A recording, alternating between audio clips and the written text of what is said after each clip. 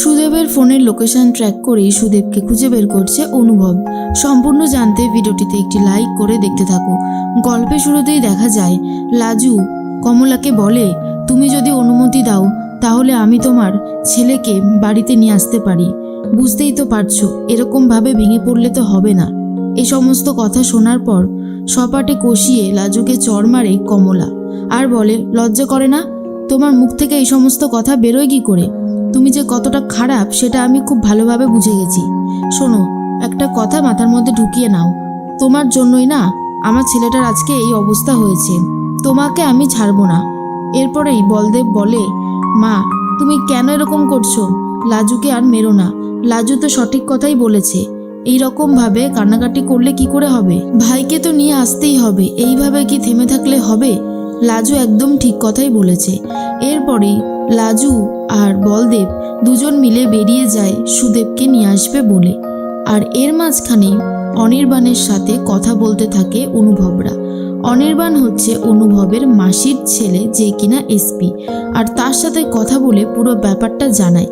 তখনই সেই অনির্বাণ বলে, লাজবন্তীর কথা আমি দেখেছি, ও তো খুব ভালো একজন স্টুডেন্ট। না না, ওর সাথে এত খারাপ কিছু হতে দেওয়া যাবে না।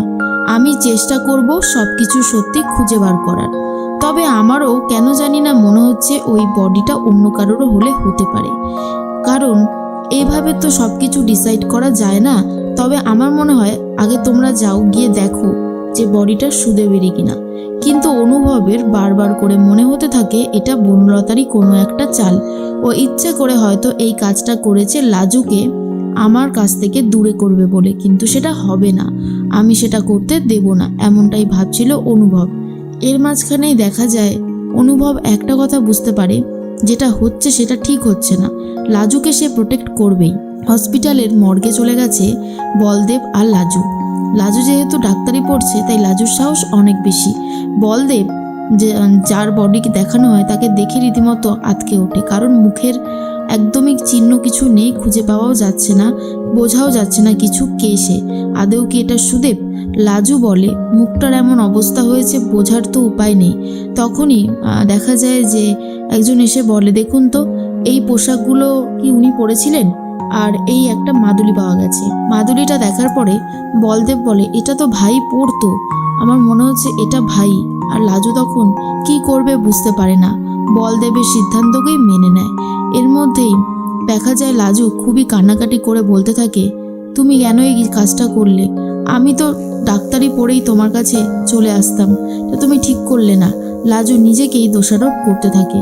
অন্যদিকে দেখা যায় অনুভবকে নিয়ে বেরিয়ে পড়ে আর বলে, কৃষ্ণকে সবাই বলতে থাকে, বিশেষ করে বলরাম বলে, শোন কৃষ্ণ, তুই কিন্তু যাচ্ছিস ভালো কথা, মুখ থেকে একটাও আওয়াজ বার করবি না। তোকে বারবার করে বলছি, গ্রামের মানুষজন খেপে গেলে কিন্তু আমি আর তোকে নিয়ে বাড়ি ফিরতে পারবো না। অনুভব বলে, কিন্তু তাই বলে লাজুর সাথে অন্যায় হবে এইটা তো আমি মেনে নিতে পারবো না। যেভাবেই হোক না কেন আমি এটার প্রতিবাদ জানাবই। এর মাঝখানেই চলে এসেছে অনুভবরাও মর্গে, আর সেখানে এসে অনুভবরা কথা বলতে থাকে লাজুর সাথে। আর তারপরে বলদেব বলে, দাদা আপনাকে একটা অনুরোধ করি, আপনি যদি অনুরোধটা রাখেন তাহলে খুব ভালো হবে। অনুভব তখন বলে, হ্যাঁ বলো না, কি বলতে চাইছো? তখনই বলদেব বলে যে লাজুকে এখানে রাখলে গ্রামের মানুষজন ওকে শেষ করে দেবে, হয়তো ওর পড়াশোনা করার ইচ্ছেটাও পুরোটা শেষ হয়ে যাবে। আপনি যেভাবেই পারুন না কেন ওকে নিয়ে যান এখান থেকে।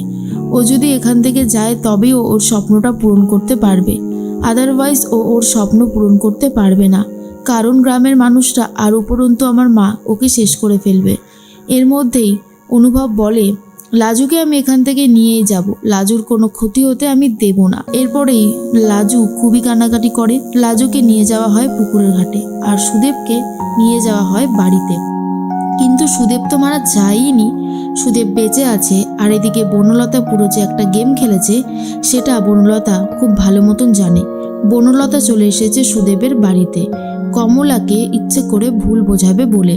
তার মাঝখানেই সুদেবকে নিয়ে যাওয়া হয় বাড়িতে। খুবই কান্নাকাটি করতে থাকে কমলা, কিছুতেই লাজুকে ক্ষমা করবে না বলে ঠিক করে। এর মাঝখানেই লাজুকে নিয়ে চলে যায় কিছু আচার করাবে বলে। আর তখন বলে, তুমি এমন মেয়ে নিজের সিঁথির সিঁদুর রক্ষা করতে পারলে না। আর কি, ধুয়ে ফেলো, মুছে ফেলো, সাফ করে ফেলো। এরপর লাজু খুব কান্নাকাটি করতে করতে বাকি কাজগুলো শেষ করে। লাজুর এই রূপ দেখে অনুভব কিছুতেই ঠিক থাকতে পারে না আর বলে, কমটুকু বয়স তোমার, আর তুমি এই বয়সে কত স্ট্রাগল করেছো লাজু। কিন্তু বিশ্বাস করো, যে বা যারা এই সবের পিছনে রয়েছে না, আমি তাদেরকে ছাড়বো না। তাদেরকে আমি ঠিক খুঁজে বার করবই।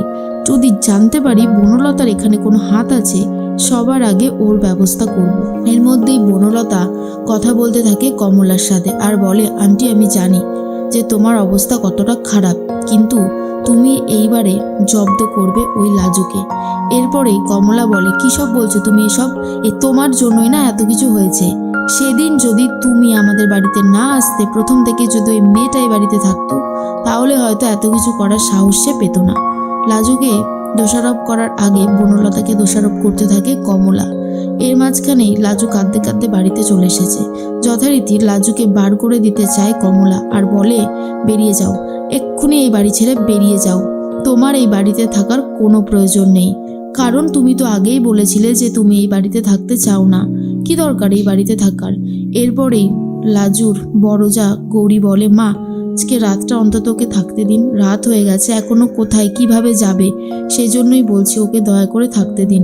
এরপরে বনলতা কমলাকে বোঝাতে থাকে, দেখো ও তো এই বাড়িতে ফিরে এসেছে, আর এই ডাক্তারি পড়বার জন্যই কিন্তু যত সর্বনাশ হওয়ার হয়ে গেছে। তাই লাজুকে এই বাড়িতে থাকতে দাও, কিন্তু একটা শর্ত দাও, ও তাহলে ডাক্তারি পড়তে পারবে না। যদি ও এই শর্তটা মেনে নেয় তবেই ওকে এই বাড়িতে থাকতে দাও, না হলে দিও না। কারণ লাজুর পড়াশোনার জন্যই সুদেব এই পৃথিবী ছেড়ে চলে গেছে। অন্যদিকে সুদেব থাকে আর ভাবে কিভাবে সবটা সামলাবে, কিভাবে কি করবে, কিছুই বুঝে উঠতে পারছিল না সুদেব। তবে একটা কথা বিশ্বাস করে, যেভাবেই হোক না কেন লাজুকে সে নিজের কাছে রাখার জন্য এই সমস্ত কুকীর্তিগুলো করছে। অন্যদিকে অনুভব বনলতাকে লাজুদের বাড়িতে দেখে সন্দেহ প্রকাশ করতে থাকে আর বলে, জানতাম ও এখানে আসবেই, কারণ ওর এখানে কোনো স্বার্থ আছে। কি যে করতে চাইছে বনলতা, সেটাই এবার আমাকে বুঝতে হবে।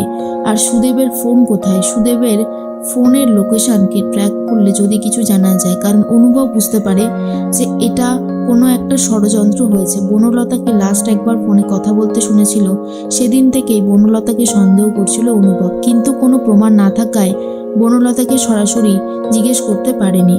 এরপর অনু বলে, চল দাদাভাই, আমাদেরকে বাড়িতে যেতে হবে। কিন্তু অনুভব বলেন, না, এখনো আমার অনেক কাজ আছে, আর সেই কাজগুলো আমাকে মন প্রাণ দিয়ে করতে হবে। লাজুর পড়াশোনা আটকে যাবে, এটা আমি হতে দেব না। এর মধ্যেই লাজু কি করবে বুঝতে পারে না। লাজুকে কমলা বলে, হয় তুমি ডাক্তারি পড়বে, আর না হলে তুমি এখানে থাকবে। লাজু ঠিক করে কি করবে, কিন্তু বনলতা বুঝতে পারে এরপর যেটা হবে সেটা খুব একটা তার জন্য ভালো হবে না।